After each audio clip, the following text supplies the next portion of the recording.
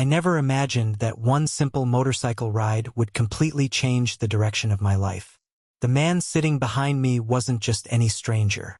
He was my father's closest friend, 23 years older than me, a man I'd respected my entire life without ever really noticing him. But one unexpected night, one broken-down car, one quiet ride through the streets of Seattle, and one invitation inside his home changed everything. My name is Alex. I'm 22 years old. And this is the story of how I fell in love with a man everyone expected me to call Uncle. It was a warm Friday evening in Seattle, Washington. Summer had finally settled over the city, and my dad loved evenings like these. He believed good food and old friends could solve almost any problem. Our backyard was glowing with string lights while the smell of grilled steaks drifted through the air. My father, Oliver, had invited several friends over for dinner, but there was one guest who always seemed different from the rest. His name was Mason. He was 45 years old, tall, broad shoulders, salt and pepper hair that somehow made him look even more attractive.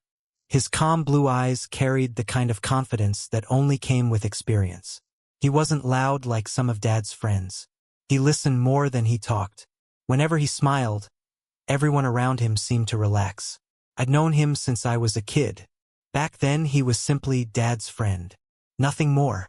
But that night, something felt different.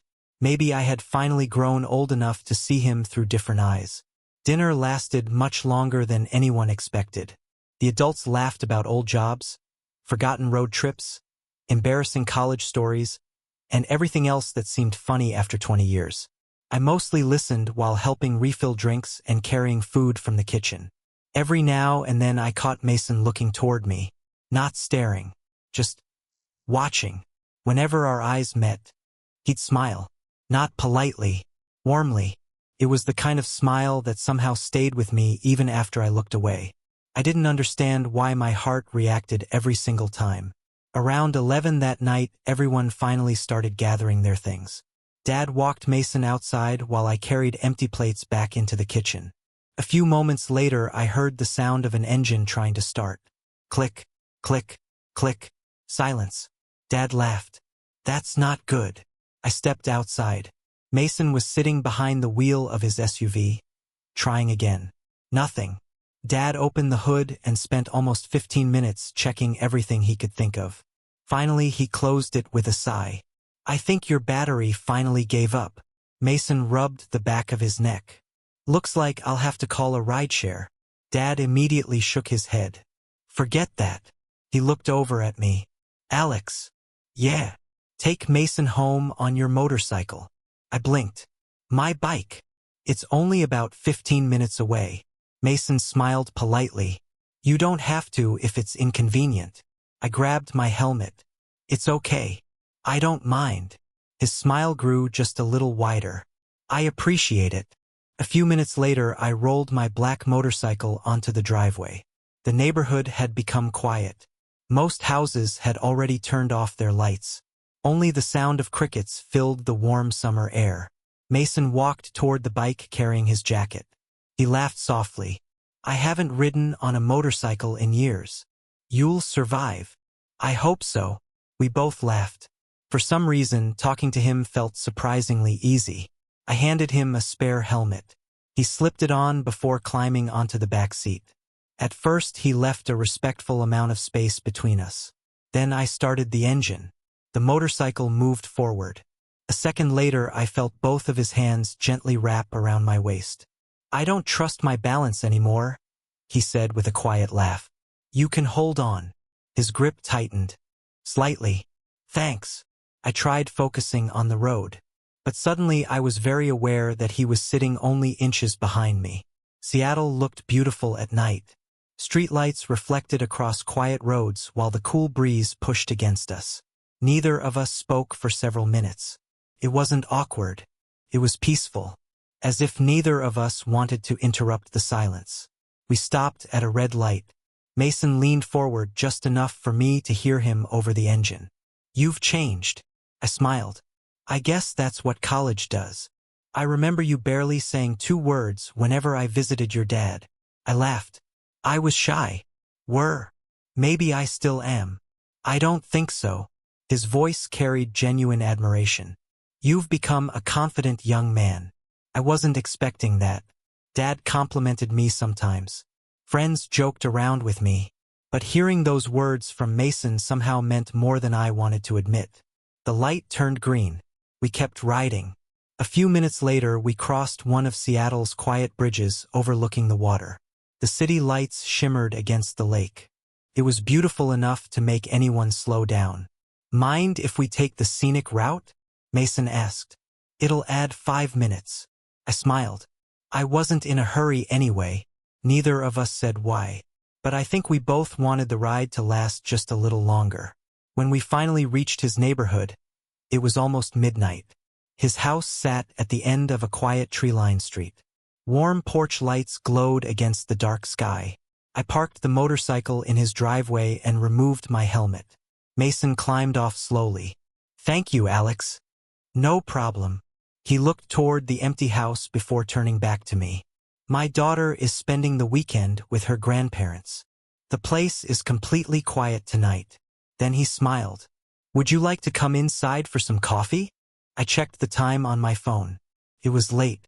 Dad would probably assume I'd come straight home. Still, there was something about Mason's invitation that didn't feel uncomfortable. It simply felt genuine. I don't want to keep you up. You won't. I've enjoyed talking with you tonight. I'd like to keep the conversation going, if that's okay. For reasons I couldn't explain, I smiled. Sure. 1 cup of coffee. As he unlocked the front door, I had no idea that stepping into his home would become the beginning of the most unexpected chapter of my life. The moment I stepped inside Mason's house, I noticed how quiet it was. Not the lonely kind of quiet, the peaceful kind. Soft jazz played through a speaker in the living room, and a warm lamp beside a bookshelf gave the entire house a comfortable glow. The walls were covered with framed photographs from different stages of his life: mountain hikes, fishing trips, family vacations, and pictures of his daughter growing up. It feels different from what I imagined, I admitted. Mason smiled as he hung his jacket near the door. Different how? I don't know, warmer. He chuckled. I'll take that as a compliment. It is. He walked toward the kitchen. Coffee? Sure. While he prepared 2 mugs, I wandered around the living room, studying the photographs. You've traveled a lot. I used to, he answered. Work gave me opportunities. You've been to Alaska? 3 times. That's on my bucket list. He looked over his shoulder. Maybe one day you'll go. I hope so. A few minutes later, he handed me a mug. Careful. It's hot. Thanks. Instead of sitting across from each other, we ended up sitting on opposite ends of the same couch. The silence wasn't uncomfortable. It felt surprisingly natural. For a while, we simply talked. About Seattle. About my college classes. About his work. About the places we both dreamed of visiting. It was one of those conversations where time seemed to disappear. I wasn't speaking to my father's friend anymore. I was getting to know Mason, the man. You know, he said after a while, I've always admired something about you. I looked up. Me? He nodded. You've always been kind. I laughed. I was a shy kid. You were. But even then, whenever I visited your house, you'd always offer to help carry groceries or bring drinks to everyone. I shrugged. My parents raised me that way. They did a good job. His words caught me off guard. Compliments from him somehow carried more weight than they should have. I looked down at my coffee, trying to hide the smile forming on my face. The conversation shifted again. What are your plans after college? He asked. I'm still figuring that out. Most people your age are. I just don't want to spend my life wondering what if. He smiled. I felt exactly the same at 22. You? Oh, absolutely. I made plenty of mistakes. I still do. We both laughed. The age difference between us suddenly didn't feel as enormous as it had earlier that evening. We were simply 2 people sharing stories. About 40 minutes passed before Mason stood up. Come here. What? I want to show you something. Curious, I followed him down the hallway. He opened the door to a small office. Books lined every wall. There were old maps, cameras, travel journals, and shelves filled with souvenirs from different countries. This is amazing. It's my favorite room. You've kept journals? Since I was 20. He handed me one. Inside were handwritten notes, sketches, and photographs from years ago. You wrote all this? He nodded. When life gets complicated, writing helps. I smiled. I've never kept a journal. Maybe you should. Maybe. For the next 20 minutes, he told me stories about climbing mountains, getting lost in small towns, and meeting people from around the world. Listening to him felt effortless. I realized I wasn't checking my phone. I wasn't thinking about going home. I simply wanted to hear the next story. Then my phone vibrated. Dad. I answered immediately. Hey, you guys okay? Yeah. Mason invited me in for coffee. Dad laughed. That's fine.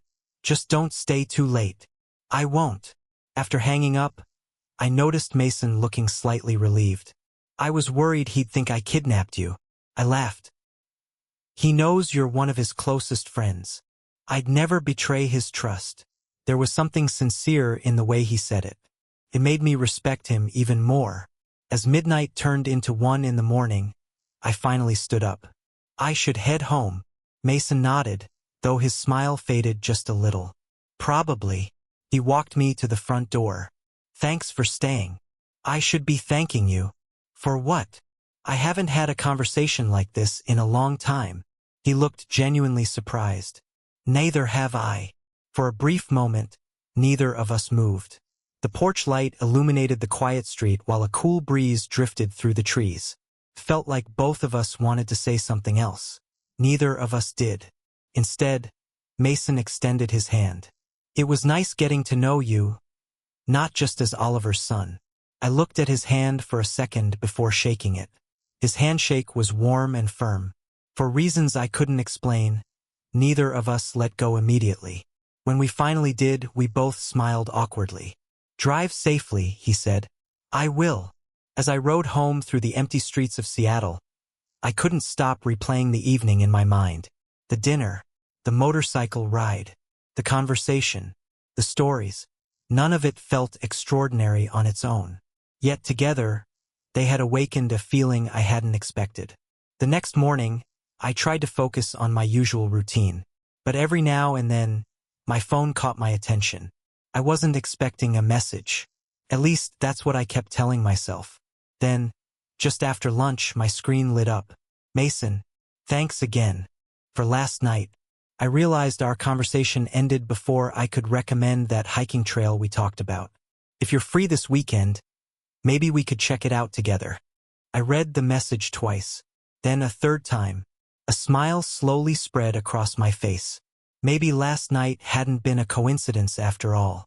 I stared at Mason's message for almost a full minute before replying. My thumb hovered over the screen. Part of me wanted to say yes immediately. Another part reminded me who he was. My dad's closest friend. A man 23 years older than me. Someone I had known almost my entire life. Felt complicated. But it also felt right. Finally, I typed a short reply. I'd like that. Just tell me when and where. His response came less than a minute later. Saturday, 10 in the morning. I'll bring coffee. I couldn't help smiling. Saturday arrived faster than I expected. Instead of dressing like I normally did, I caught myself changing shirts 3 different times. I laughed at myself. It's just a hike, I muttered. But deep down, I knew it wasn't just a hike. I wanted to make a good impression. Mason was already waiting when I arrived at the trailhead. He leaned against his SUV, freshly repaired, with 2 cups of coffee in his hands. I guessed your order, he said. You guessed. If I'm wrong, you can tell me. I took a sip. It was exactly how I liked it. I looked at him in surprise. How did you know? He smiled. You always drank coffee that way whenever you visited your dad's office during college. You remembered that? I remember more than you think. For a second, neither of us spoke. His answer lingered in my mind far longer than it probably should have. The trail wound through tall pine trees, with sunlight filtering between the branches.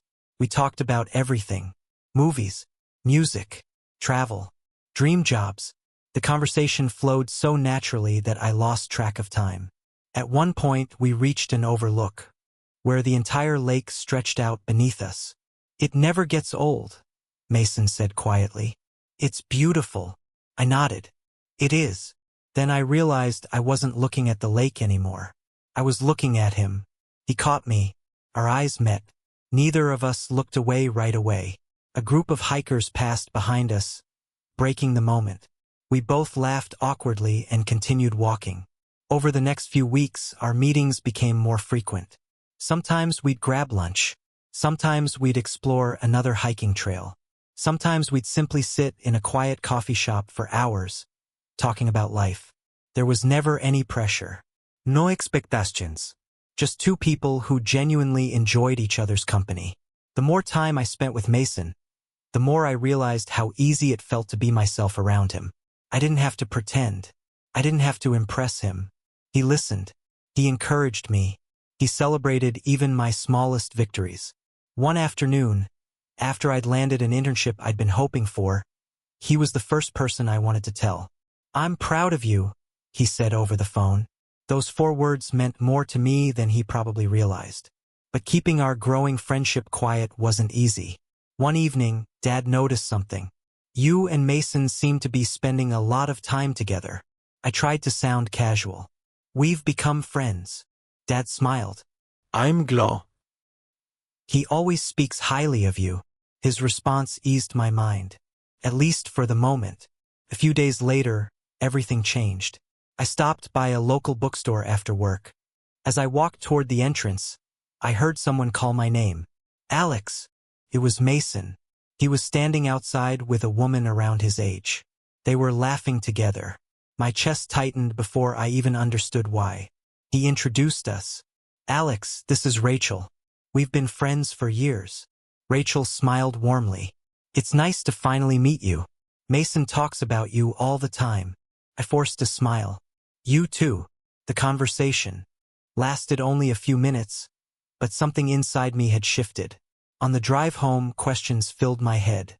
Was she just a friend? Were they dating? Had I misunderstood everything? For the first time since that motorcycle ride, doubt replaced excitement. That night, Mason texted me. "Had a good time seeing you today. You seemed quiet afterward. Everything okay?" I stared at the message. Instead of answering honestly, I replied with only 2 words. "I'm fine." He didn't seem convinced. "You don't sound fine." I locked my phone without responding. The next morning, I buried myself in work. Hours passed. Then my phone rang. "Mason." I let it ring. A minute later, he called again. Then again. I couldn't bring myself to answer. Not because I was angry, because I was afraid. Afraid that I'd imagined feelings that only existed in my own heart. 3 days went by without speaking. They were the longest 3 days I'd experienced in months. I missed our conversations. I missed his laugh. I even missed the quiet moments when we simply sat together without saying much. Finally, on the 4th evening, there was a knock at our front door. Dad opened it. "Oh, Mason, come on in." I froze. From the hallway, I could hear their voices. "I actually came to see Alex," Mason said. Dad looked toward the stairs. "He's upstairs." A few seconds later, there was another knock, this time on my bedroom door. "Alex." It was his voice, calm, gentle, concerned. I stood there in silence, my hand resting on the doorknob. Part of me wanted to open it immediately. Another part was terrified of what he might say next. Outside the door, Mason spoke again. "I don't know what changed, but whatever it is, I'd rather hear the truth than lose our friendship." My heart pounded. I closed my eyes. Then I slowly reached for the handle. My hand rested on the doorknob for what felt like forever. I took one deep breath. Then I opened the door. Mason was standing in the hallway with a worried expression I'd never seen before. For a few seconds, neither of us spoke. Dad called from downstairs. "I'm running to the grocery store. You two make yourselves at home." The front door closed. The house became quiet. Mason looked at me. Can we talk? I nodded. Yeah. We walked downstairs and sat on the back patio where the evening sun painted the sky in shades of orange and gold. Neither of us reached for our phones. Neither of us tried to fill the silence with small talk. Finally, Mason spoke. I've been worried about you. I looked down at my hands. You stopped answering my calls. I know. If I did something wrong, tell me. You didn't. Then what happened? I let out a slow breath. I saw you with Rachel. He blinked. And I thought. The words caught in my throat. You thought what? I thought maybe she was someone special. For a second, Mason simply stared at me. Then, to my surprise, he smiled softly. Rachel. I nodded. He shook his head. Alex. Rachel has been one of my closest friends for almost 15 years. That's all. That's all. Relief washed over me so quickly that I almost laughed. I feel stupid. You don't. Ido. I should have explained. He leaned back in his chair. I've never wanted to give you the wrong idea. I looked at him. What idea? He hesitated. The idea that I enjoy spending time with you more than I probably should. My heart skipped. You mean? I mean exactly what you think I mean. The world suddenly felt very quiet. The birds, the breeze, the distant traffic. Everything faded into the background. Mason looked down before meeting my eyes again. When your dad asked you to drive me home that night, I saw someone different. Different. You weren't the little kid I remembered. You were a confident, thoughtful young man. I kept telling myself not to think about it. Why? He smiled sadly. Because you're Oliver's son. Because I'm older. Because people would judge us. I nodded slowly. I thought about those things too. You did. Every single day. Neither of us spoke for almost a minute. Then I finally admitted the truth I'd been hiding from myself. I looked forward to every message you sent. He smiled. So did I. I found excuses to meet you. I noticed. I kept wondering if you felt the same way. I did. But I wasn't sure it was fair to tell you. I looked straight at him. I'm 22. I know. I'm an adult. I know. I'm capable of making my own decisions. I know. His eyes softened. That's why this matters so much. He took a slow breath. Alex. Yeah. I care about you. More than I expected. More than I planned. I don't want to rush you. I don't want to hide anything from you. And I never want you to feel pressured. His honesty made me smile. I've never felt pressured. I've only ever felt safe. He closed his eyes for a second as if those words meant everything. When he opened them again, they were shining. I haven't heard anyone say that to me in a very long time. A gentle breeze moved through the backyard. Without thinking, I reached across the small table. My hand rested beside his. He looked at it, then at me. Very carefully, he turned his hand over. Our fingers intertwined. It was such a small gesture. Yet somehow it felt bigger than anything we'd said all evening. Neither of us wanted to let go. I should probably tell you something else, Mason said with a nervous laugh. What? I've never been this nervous before. You? The guy who climbs mountains? The very same. I laughed. I don't believe it. It's true. You make me nervous. I have the same problem. For the first time in days, we both laughed together. Felt like coming home. Over the next few weeks, we agreed to take things slowly. No secrets. No rushing. Just honest conversations. We met in public. Went hiking. Visited bookstores. Tried new restaurants around Seattle. The stronger our connection became, the more certain I felt.